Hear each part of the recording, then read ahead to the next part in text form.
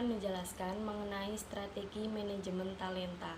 Nah, kesuksesan suatu perusahaan itu pasti ditentukan oleh strategi manajemen talenta yang digunakan. Nah, pertama kali yang harus dimiliki oleh perusahaan itu harus memiliki kebutuhan talenta berdasarkan visi, misi, strategi, dan nilai budaya organisasi perusahaan itu. Selanjutnya, hal apa saja sih untuk mengidentifikasi dan menarik karyawan yang berpotensi tinggi demi keunggulan suatu perusahaan itu? Hal pertama yang harus dilakukan oleh perusahaan itu dengan merencanakan masa depan. Jadi kita harus memahami apa yang dibutuhkan oleh perusahaan dalam waktu dekat. Ada juga identifikasi peran dan juga posisi kepemimpinan yang diantisipasi. Yang kedua adalah dengan menentukan kriteria potensi tinggi seperti potensi kinerja, kesesuaian, kesiapan, dan lain sebagainya.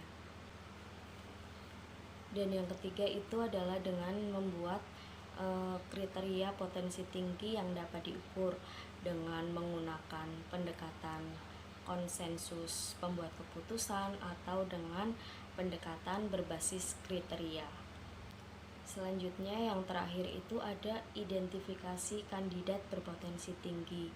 Jadi pada tahap ini itu nanti kandidat akan diseleksi berdasarkan kriteria dan kinerjanya. Selanjutnya ada perencanaan dan pengaktifan strategi manajemen talenta. Nah, di sini saya akan menjelaskan bagaimana sih merencanakan dan mengaktifkan strategi manajemen talenta. Jadi yang pertama itu kita harus melibatkan pemimpin utama termasuk CEO.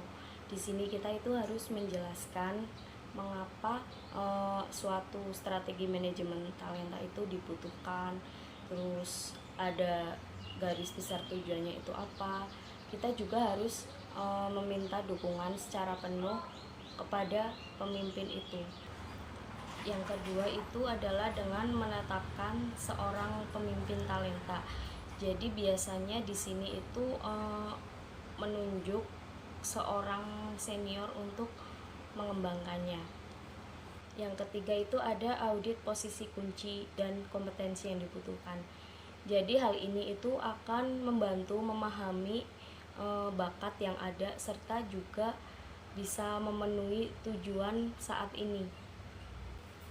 Yang keempat itu petakan kebutuhan masa depan. Di sini kita melibatkan manajemen bakat dalam pertemuan perencanaan strategis organisasi untuk menentukan persyaratan bakat masa depan. Yang kelima itu gunakan otomatisasi untuk meningkatkan proses dan alur kerja, misalnya dengan mendukung program-program dengan teknologi. Yang keenam itu dengan memasukkan matriks yang relevan di tempat kerja untuk mengukur keberhasilan. Yang terakhir itu dengan meluncurkan strategi manajemen bakat dengan dukungan CEO secara langsung. Jadi di sini kita itu harus meminta CEO secara pribadi untuk mengumumkan strategi manajemen bakat itu sendiri.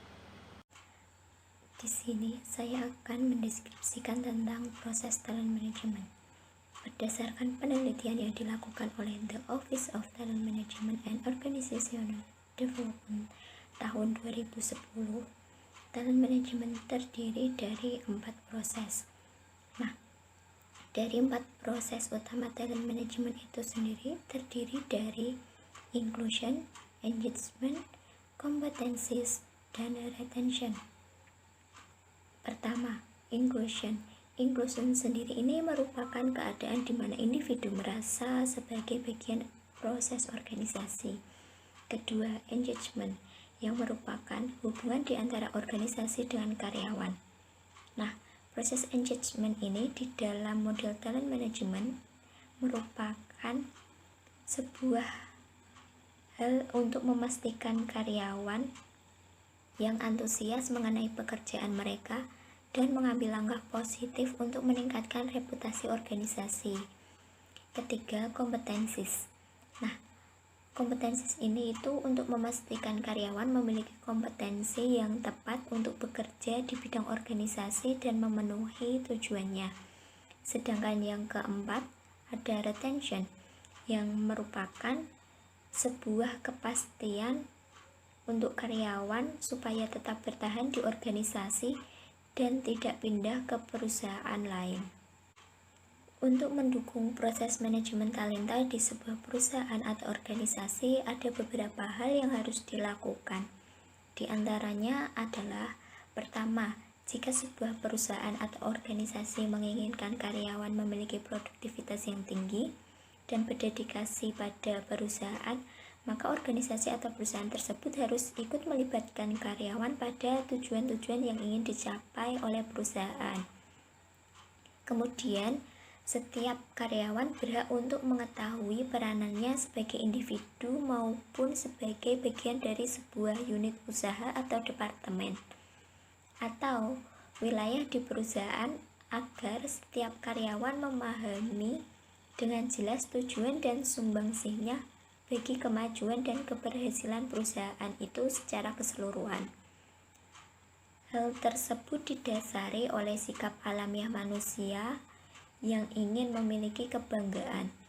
Dengan menumbuhkan keyakinan pada karyawan bahwa mereka ikut memberikan sumbangan tenaga untuk keberhasilan perusahaan, maka secara otomatis kinerja mereka akan semakin meningkat. Yang kedua, memberikan kesempatan bagi setiap perusahaan untuk mengembangkan talenta mereka demi kemajuan perusahaan.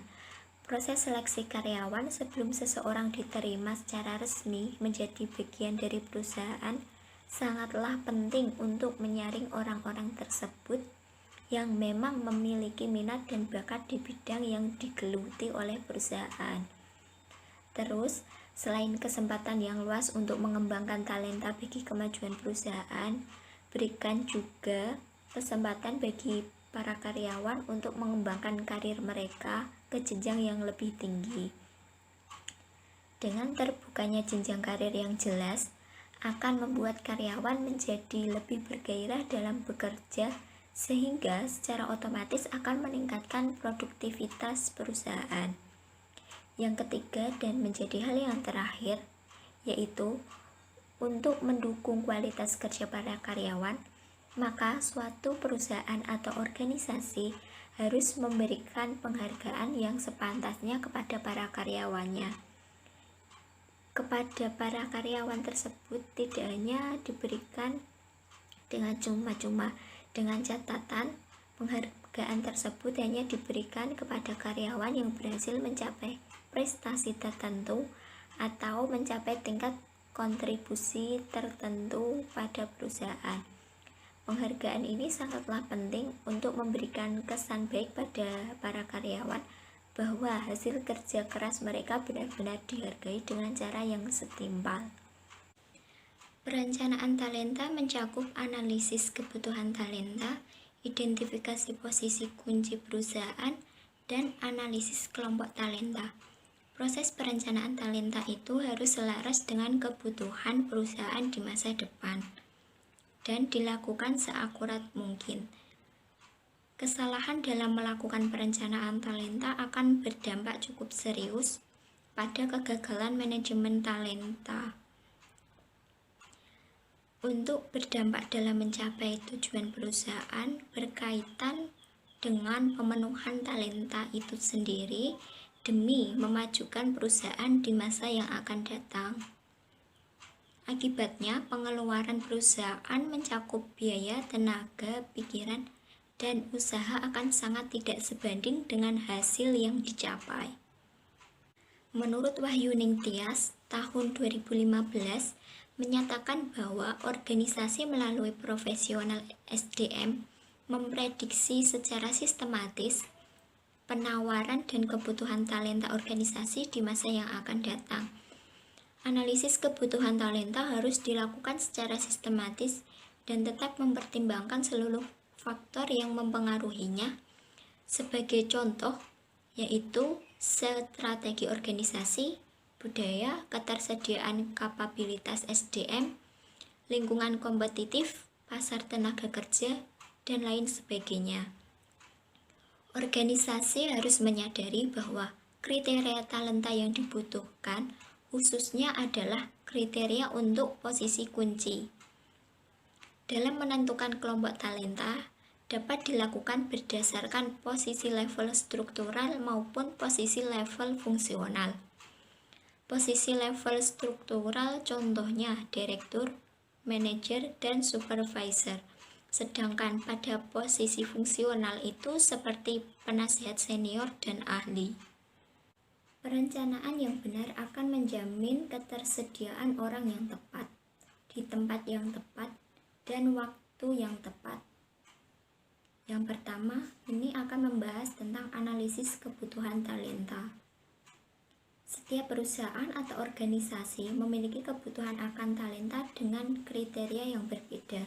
Kondisi ini terjadi karena setiap organisasi memiliki perbedaan dalam hal karakteristik bisnis yang dilakukan dan tujuan jangka panjang. Pemenuhan talenta akan menjamin keberhasilan organisasi dalam menghadapi persaingan di masa yang akan datang. Kemudian ada beberapa pertanyaan yang diajukan sebagai bentuk dari identifikasi kebutuhan kunci organisasi. Nah, ini berdasarkan Pella dan Inayati tahun 2011 ada 4 pertanyaan. Yang pertama itu, apa visi misi dan strategi organisasi dan bagaimana kaitannya dengan persyaratan talenta untuk mencapainya. Yang kedua ada apa kunci penggerak bisnis kita di masa depan dan bagaimana hal ini mempengaruhi talenta yang dibutuhkan. Yang ketiga, bagaimana postur persaingan industri di masa yang akan datang dan bagaimana hal ini mempengaruhi kriteria pemimpin yang kita butuhkan.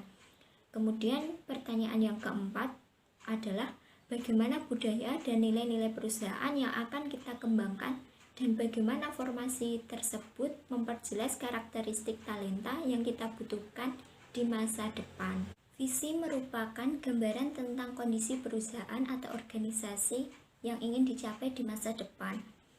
Visi menjadi arah bagi perusahaan kemana harus bergerak. Visi memiliki sifat yang masih abstrak sehingga dibutuhkan misi untuk mewujudkan visi tersebut. Nah, sedangkan misi harus dapat menjadi jawaban dari pertanyaan penting yang berupa terkait tujuan bisnis dan nilai. Tujuan itu sendiri berkaitan dengan apa yang sebenarnya peluang ingin dicapai organisasi atau perusahaan. Kemudian kalau bisnis itu berkaitan dengan apa yang harus dilakukan untuk memperoleh peluang. Sedangkan nilai itu berkaitan dengan prinsip dan keyakinan apa yang dijadikan sebagai pedoman dalam bekerja. Nah, visi dan misi menjadi hal yang sangat fundamental untuk dipahami terlebih dahulu oleh karyawan dan tertanam dalam budaya serta nilai-nilai organisasi atau perusahaan. Perihal tersebut penting karena supaya segala sesuatu yang dilakukan karyawan ketika bekerja itu selaras dengan visi dan misi serta dengan arah yang sama sehingga terjalin keselarasan dalam bekerja. Kemudian, strategi itu berarti cara-cara yang bersifat lebih operasional untuk menunjang misi. Nah, manajemen talenta sebagai bagian dari penerapan strategi pengelolaan SDM harus mengacu pada visi, misi, dan strategi korporasi maupun strategi bisnis perusahaan. Berkaitan dengan talenta, tidak semua karyawan yang memiliki potensi dapat masuk ke dalam kriteria talenta. Mengapa demikian? Karena harus dilihat sesuai dengan potensi yang dimiliki dengan yang dibutuhkan organisasi atau perusahaan tersebut. Contohnya, seorang chef dalam bidang memasak dan berpotensi yang berkaitan dengan hal tersebut pastikan merupakan hal yang sangat dibutuhkan oleh perusahaan di bidang hospitality industry atau yang lebih khususnya itu seperti restoran dan perhotelan. Kompetensi dan potensi yang dimiliki seorang chef tersebut tidak relevan ketika kita berbicara tentang industri jasa atau industri lainnya yang di luar hospitality industri itu sendiri. Selanjutnya yang kedua ada identifikasi posisi kunci. Posisi kunci itu sendiri merupakan posisi yang apabila dibiarkan kosong, meskipun dalam waktu yang singkat, akan mendatangkan permasalahan bagi perusahaan atau organisasi itu sendiri, baik yang bersifat operasional maupun manajerial. Posisi kunci itu menjadi point of excellence dalam membawa kemajuan bagi organisasi atau perusahaan. Nah, jumlah talenta yang dibutuhkan terkait dengan ketersediaan posisi kunci yang ada di perusahaan atau organisasi itu harus sebanding. Setiap perusahaan atau organisasi itu memiliki posisi kunci yang berbeda sesuai dengan karakteristik yang dimilikinya. Menurut Pella dan Inayati tahun 2011, ada beberapa tahapan dalam mengidentifikasi posisi kunci, yaitu dengan menjawab beberapa pertanyaan. Yang pertama, apa saja posisi yang terkait langsung dengan operasional utama bisnis perusahaan? Terus yang kedua, apa saja posisi yang menentukan kinerja bisnis perusahaan? Yang ketiga, apa saja posisi yang menentukan pertumbuhan bisnis perusahaan? Yang keempat, apa saja posisi yang sangat menentukan naik turunnya biaya perusahaan? Dan yang kelima, apa saja posisi yang menuntut penguasaan kompetensi yang jarang tersedia di pasar tenaga kerja? Nah, itu beberapa pertanyaan yang menjadi kunci atau tahapan untuk mengidentifikasi posisi kunci. Kemudian dengan menjawab pertanyaan tersebut, berarti perusahaan telah mengidentifikasi dan menentukan apa yang sebenarnya posisi kunci di perusahaan atau organisasi yang dicari. Selanjutnya yang ketiga, ada analisis kelompok talenta. Nah, talenta-talenta dalam organisasi harus dikelompokkan ke dalam kelompok-kelompok tertentu, supaya intervensi yang diambil dapat fokus dan sesuai dengan sasaran. Di dalam organisasi perlu diidentifikasi kelompok talenta antara level struktural dan kelompok talenta level fungsional. Setiap talenta akan masuk di salah satu kelompok talenta yang ada di perusahaan tersebut. Penentuan tersebut akan mempengaruhi perencanaan karir dari setiap talenta di masa yang akan datang. Yang pertama di sini dibahas ada kelompok talenta level struktural. Karyawan bertalenta yang masuk ke dalam kelompok ini akan dipersiapkan untuk menduduki posisi struktural di organisasi atau perusahaan. Pada dasarnya, level struktural di setiap perusahaan itu terdiri dari 3 level, yaitu manajemen tingkat atas, manajemen tingkat menengah, dan manajemen tingkat bawah. Manajemen tingkat atas ini bertanggung jawab dalam menjaga efektivitas dari jalannya perusahaan atau organisasi. Apabila manajemen tingkat menengah itu bertanggung jawab dalam menjamin efektivitas dan efisiensi pelaksanaan strategi yang dirumuskan oleh manajemen tingkat atas, serta menjadi jembatan antara manajemen tingkat atas dengan manajemen tingkat bawah. Sedangkan manajemen tingkat bawah itu sendiri bertanggung jawab dalam membantu manajemen tingkat menengah dalam melaksanakan pengawasan tenaga-tenaga operasional. Pada organisasi atau perusahaan yang bersifat kompleks, dimungkinkan bahwa jumlah kelompok talenta level struktural akan lebih banyak. Setelah penentuan kelompok talenta, maka diperlukan identifikasi kompetensi yang dibutuhkan. Nah, kompetensi tersebut dapat berupa keahlian, pengetahuan, dan sikap yang dibutuhkan dalam menyelesaikan pekerjaan. Semakin tinggi level struktural, maka semakin menuntut kepemilikan kompetensi yang lebih kompleks. Identifikasi kompetensi diperlukan sebagai dasar menentukan program pengembangan yang sesuai, yang dapat menggali dan mengembangkan kompetensi yang menjadi sasaran untuk setiap kelompok talenta level struktural. ada kelompok talenta level fungsional. Selain kelompok talenta level struktural, organisasi juga perlu memberikan perhatian yang sama kepada kelompok talenta level fungsional. Kenapa? Kelompok fungsional itu dimaksudkan untuk memperkuat keunggulan perusahaan. Dasar dari pengembangan kelompok talenta fungsional merupakan daftar kompetensi teknis yang mendukung pencapaian tujuan organisasi. Nah, pengembangan kelompok talenta level fungsional akan memberikan kesempatan yang sama bagi talenta-talenta yang dirasakan kurang memiliki persyaratan yang memadai untuk masuk ke kelompok level struktural, tetapi tetap mampu berkontribusi maksimal bagi kemajuan organisasi. Nah, oleh karena itu, organisasi perlu memberikan perlakuan yang sama untuk talenta yang masuk pada kelompok talenta level fungsional maupun struktural, supaya tidak ada diskriminasi di antara keduanya. Nah, berkaitan dengan aspek pengelolaan sumber daya manusia seperti kebijakan kompensasi, kebijakan pengembangan, dan kesempatan pengembangan karir itu harus diberikan kepada karyawan yang memiliki talenta-talenta yang terdapat dalam kelompok talenta level fungsional dan level struktural. Berikutnya kita akan membahas mengenai model talent management. Model talent management ini memiliki 4 model yang terdiri dari talent management, proses, tindakan, dan komponen. Apa saja? Yang pertama adalah workforce staffing. Yang kedua adalah workforce planning. Yang ketiga adalah workforce development, dan yang terakhir adalah yaitu organized effectiveness. Yang pertama kita akan membahas mengenai workforce staffing. Nah, workforce staffing ini adalah pengisian tenaga kerja di dalam suatu organisasi.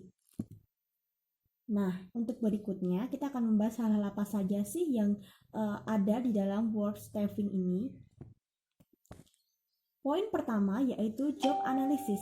Job analysis di sini adalah suatu proses di mana kita akan diberikan sebuah peraturan apa saja, kemudian kita akan diberikan pekerjaannya seperti apa. Jadi seperti pembagian kerja, kemudian persyaratan apa saja, kemudian tugas-tugas individu atau tugas-tugas kelompok. Yang pasti, poin penting di dalam job analysis ini adalah diberikan keterangan mengenai tugas yang spesifik seperti apa yang akan diberikan kepada seorang karyawan.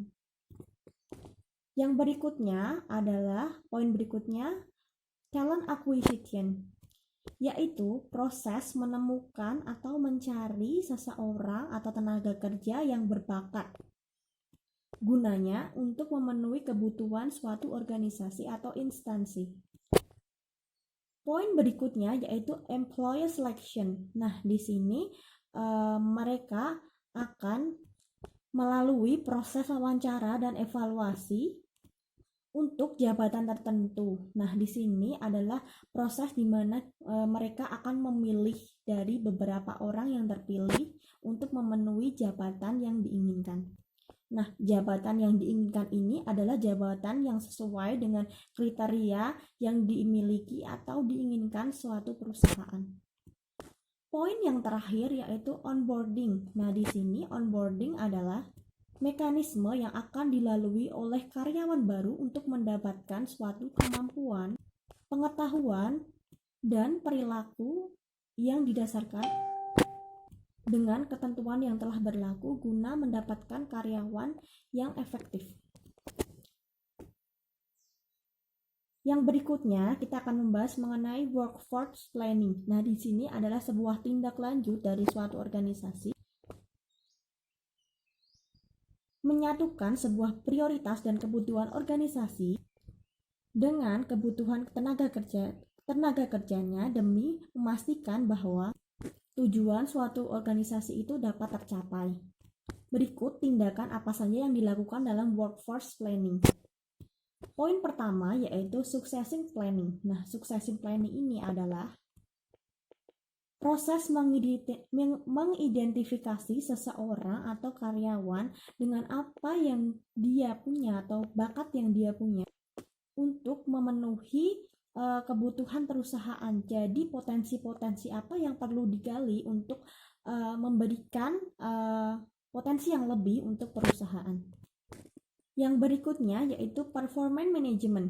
Performance management adalah proses di mana seorang karyawan dan atasannya bekerja sama guna untuk merencanakan, mengawasi, dan bagaimana proses kinerja dan agar sesuai dengan tujuan. Nah, di sini akan dilihat bagaimana sih benefit atau kontribusi untuk perusahaan tersebut. Poin terakhir yaitu compensation adalah jumlah gaji, benefit atau hasil bekerja karyawan itu yang akan didapatkan karyawan semasa dalam organisasi tersebut.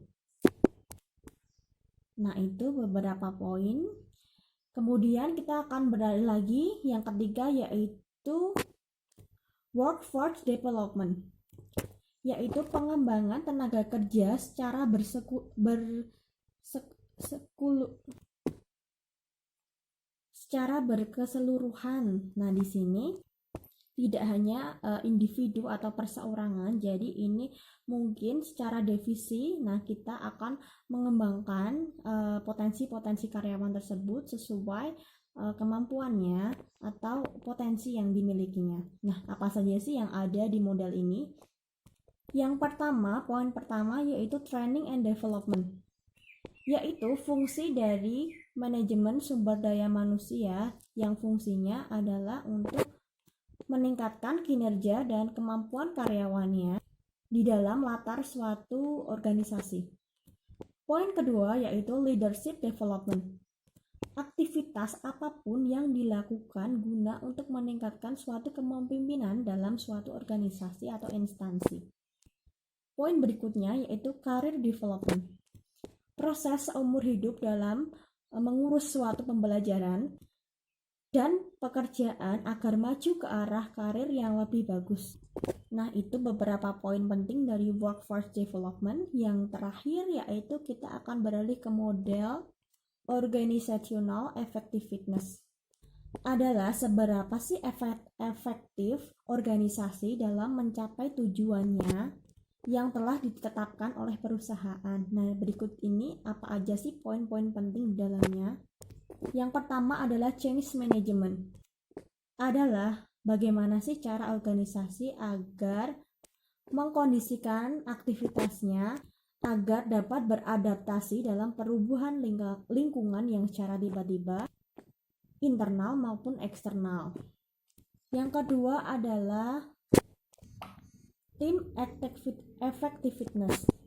Adalah kapasitas suatu tim dalam mencapai tujuan yang telah ditetapkan oleh organisasi atau instansi tersebut, yaitu employee engagement, suatu hubungan atau jalinan antara perusahaan dan individu atau karyawan dengan organisasi. Di dalam proses ini, di dalam talent management adalah memastikan bahwa si karyawan ini sangat antusias di dalam mengelola suatu pekerjaannya dan selalu mengambil langkah yang positif guna meningkatkan potensi perusahaan. Bahkan dia bisa juga memastikan bahwa agar bisa menjadikan lebih baik untuk reputasi instansi atau organisasinya. Poin yang terakhir yaitu work design. Adalah spesifikasi isi metode dan hubungan jabatan yang bertujuan untuk memuaskan persyaratan organisasional, teknologi, dan persyaratan sosial serta pribadi pemegang jabatan.